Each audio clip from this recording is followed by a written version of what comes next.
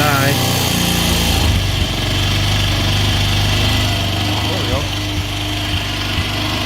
So basically, propane bottle, 1 tank, barbecue grill regulator, and a Century vaporizer, what do you call it? Something like carburetor, but it's vaporizer. And I remove the choke. It's a 110cc four-wheeler. This is basically pool noodle with the air filter back there. That way it gets a better vacuum signal. Anyway, better vacuum signal. But it runs on propane.